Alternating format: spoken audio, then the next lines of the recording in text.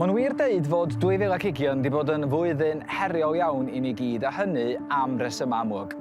Ar ddechrau'r flwyddyn cyn y pandemig, mi oedd rhaid i drigolion y cymoedd wynebu'r llifogydd, ac un o'r llefydd gafodd ei effeithio'n ofnadwy oedd Clwb y Bont ym Mhontypridd. A tro yma, nhw sydd wedi gofyn am yn help ni. Ydych chi'n dod rownd fan hyn? Ella bod na... Emma!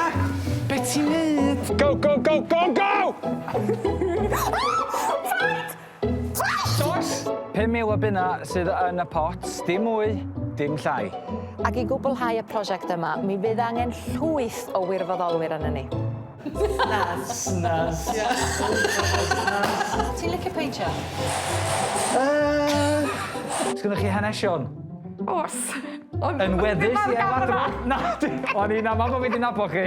Mae ganddyn ni bwyllgor, mae ganddyn ni gynllunydd, a mae ganddyn ni'n gilydd.